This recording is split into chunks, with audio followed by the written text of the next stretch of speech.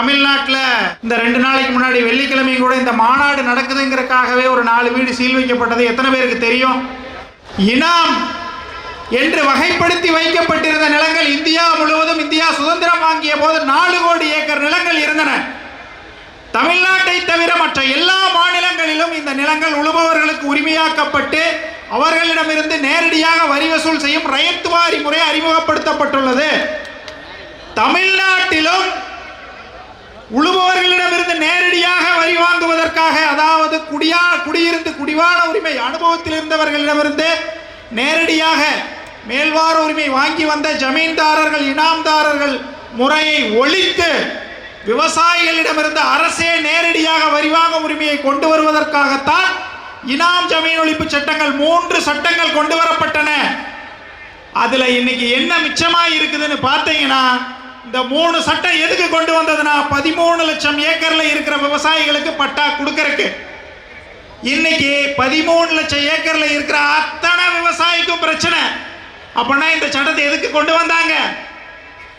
இந்த சட்டத்தை கொண்டு வந்து அதுல 1000 ஓட்டைய வச்சு இந்த சட்டத்துல பயனாளிகளுக்கு முறையாக பட்டா போய் சேராம அனைத்து மக்களும் பாதிப்புல இருக்காங்க.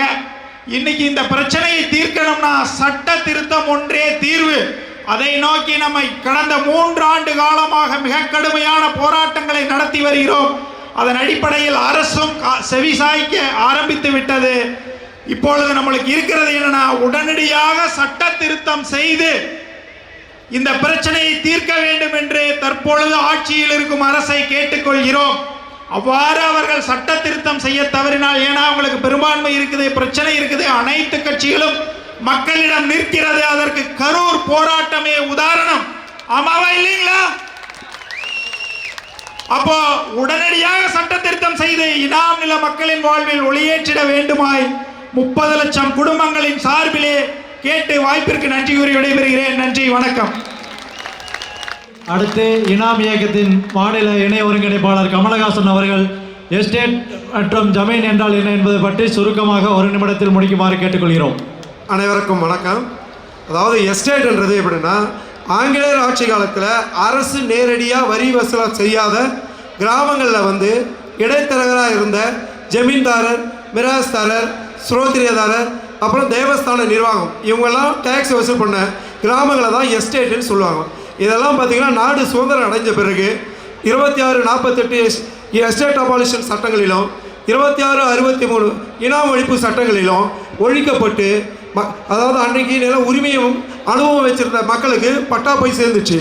ஆனால் இந்த தேவஸ்தான கண்ட்ரோலத்தில் இருந்த தர்மகத்தாலும் ஆதீனங்களும் அன்றைய சூழலை தங்களுக்கு சாதகமாக பயன்படுத்தி மக்களுக்கு இது போன்ற தகவல்களை தெரிவிக்காமல் இந்த நிலங்களை அவங்களுடைய நிலங்கள் என்று கூறி அரசு அதிகாரிகள் உதவியோடு அவங்க மேலே பட்டா மாற்றிக்கொண்டுள்ளார்கள்.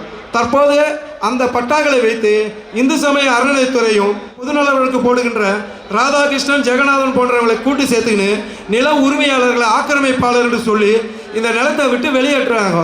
இதுக்கு எக்ஸாம்பிளாக பார்த்தீங்கன்னா திருப்போரூர் கந்தசாமி தேவஸ்தானம், வேதாரண்யத்தில் பார்த்தீங்கன்னா வேதாரண்ய சுவாமி கோயிலுக்கு கீழ்கதிர்பூர் கிராமம் மற்றும் பல தேவஸ்தான கண்ட்ரோலில் இருக்கிற வில்லேஜுகளாக இதனால் பாதிக்கப்பட்டிருக்கிறதால அரசு உடனடியாக ஆந்திரா, கர்நாடகம், தமிழ்நாடு போன்ற மாநிலங்களில் சட்டங்களை ஏற்றப்பட்ட மாதிரி போர்க்கால அடிப்படையில் இந்த சட்டங்களை ஏற்றி மக்களின் வாழ்வாதாரத்தை காத்திட வழிவகை செய்யுமாறு இந்த மாநாட்டின் கோரிக்கையாக வைக்கின்றேன்.